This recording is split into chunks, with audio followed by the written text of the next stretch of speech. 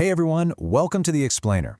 So you want to cut through the noise, right? You want to figure out what the stock market is actually doing instead of just guessing. Well, you are in the absolute right place today.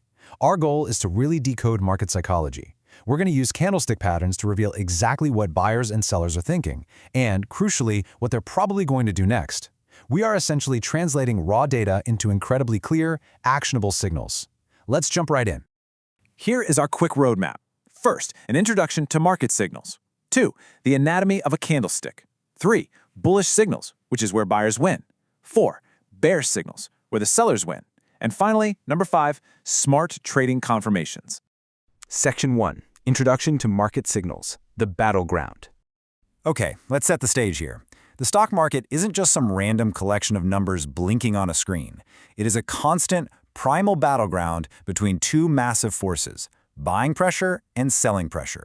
Literally every movement is a tug-of-war. Every single green and red candlestick is a footprint left behind by the bulls and the bears. They represent the exact range of prices traded during a specific time period, whether that's 5 minutes or a whole day. And by learning to read these footprints, we can actually track the momentum of this battle in real time.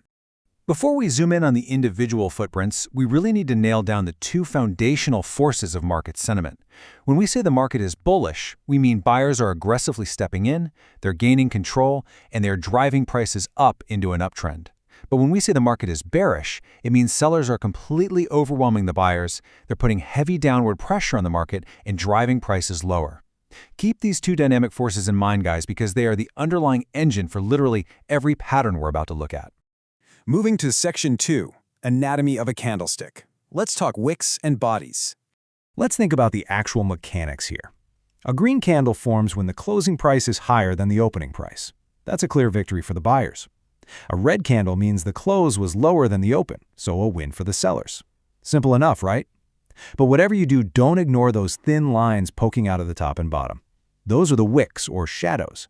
They represent the absolute highest and lowest prices traded during that time frame. They essentially show us exactly how far the battle raged before the final bell rang.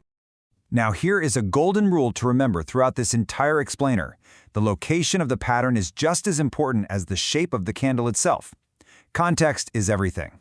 A bullish signal is the most powerful when it happens at the absolute bottom of a downtrend, because it shows buyers are finally fighting back. Conversely, a bearish signal is absolutely critical when it appears at the very top of an uptrend, signaling that sellers are suddenly taking over. All right, Section 3, bullish signals. This is where the buyers are winning. Let's focus entirely on those pivotal moments where buyers take aggressive control. So picture this. You're at the bottom of a downtrend. The red candle shows sellers are totally in control. But then a new green candle actually opens lower, which kind of tricks sellers into thinking the drop is continuing. But suddenly, out of nowhere, buyers launch a massive counterattack. They push the price up so aggressively that it closes above the halfway mark of the previous red candle. This is called a piercing line pattern, and it is an incredibly strong bullish indicator. Now the bullish harami, this one is fascinating from a psychology standpoint. After a massive red candle, you'd totally expect continued selling, right? But instead, a tiny green candle appears, completely engulfed by the previous red body. It's telling us that the immense selling pressure has just suddenly, unexpectedly halted. The bears have completely run out of energy, which gives the bulls the perfect opening to reverse the trend. Bullish signals aren't just limited to one or two candlesticks, though. They can be larger chart structures, too. Take the bullish flag pattern, for example. The market makes a really steep move up, that's the flagpole, and then it slowly consolidates downward in this tight little channel, which is the flag.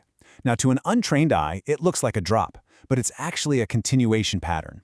The buyers are literally just taking a quick breath before breaking out even higher. But how do you validate a bullish flag? You have to look for specific attributes. First, recognize that it's a continuation pattern, meaning the overall bullish trend is expected to resume. The true, actionable signal happens when the price breaks out above that upper trend line. And here's the kicker. That breakout absolutely must be supported by above-average trading volume. That volume, that's your proof that the big buyers have actually returned to the battlefield. We've seen how buyers take charge, sure. But what happens when excessive buying pressure puts the market into an overbought state? What happens when the buyers just completely exhaust themselves against a strong historical resistance level? That brings us perfectly to Section 4, bearish signals. Sellers winning. This is the bearish counteroffensive, where sellers step in and totally overwhelm those exhausted buyers. It's wild how the exact same candlestick shape can mean two completely different things depending on where it shows up. Imagine a candle with a small body and a really long upper wick. If that forms at the absolute bottom of a downtrend, it's a bullish inverted hammer, showing buyers are fiercely resisting the drop. But if that exact same shape forms at the very top of an uptrend, it's a bearish shooting star. That long wick at the top means buyers tried to push the price higher, but sellers aggressively slammed the door shut. Same exact shape, completely opposite signals. Next up is the dark cloud cover, and honestly, it is a fantastic visual metaphor.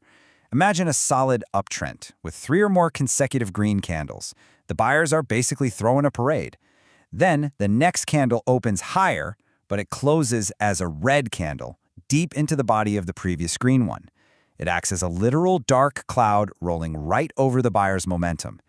It signals a very sudden and very possible bearish reversal. Now, if the dark cloud cover is a warning sign, the 3 black crows pattern, that's a full-blown siren. This one forms right after an uptrend. You'll see 3 consecutive red candles where each one opens lower than the last and closes lower than the last. There are no long wicks showing any fight from the buyers. It's just a severe, brutal pattern proving that the sellers have completely and decisively taken charge of the market. And just like bullish signals have those larger structures, bearish ones do too. Enter the famous head and shoulders top pattern. It literally forms what looks like a left shoulder, a higher peak forming the head, and then a lower right shoulder. The horizontal line connecting the bottoms is what we call the neckline. Breaking below that neckline, especially with above average volume, is your ultimate definitive bearish signal. It means the uptrend is dead and a new downtrend has officially begun. Finally, Section 5, Trading Confirmations. Smart trading. Let's see how all of this builds into an actual functional strategy. Because spotting a pattern is one thing, but applying it successfully, that's another beast entirely. Sometimes you'll have direct buying pressure suddenly spike up, but as our source material notes, direct buying pressure just doesn't sustain for long without a proper structure. Smart traders do not jump in blindly the second they see a single green candle or an initial breakout. No way. They wait for the market to form a structure, like a flag or a successful retest of a trend line, to actually confirm that the new trend is real and sustainable. I want to highlight this vital piece of wisdom pulled straight from our sources, because it really hits the nail on the head. Remember, just memorizing pattern names doesn't make you a trader. Literally anyone can sit down and memorize the difference between a shooting star and a hammer. But true skill? That lies in patience. It lies in reading the context of the trend, observing the volume, and letting the market give you actual confirmation before you risk a single dime of your capital. So I'll leave you with this final thought to carry forward into your own chart analysis. Are you just trading the pattern the exact second it appears, or do you have the discipline to wait and trade the confirmation? Mastering that difference is exactly what separates the novices from the professionals.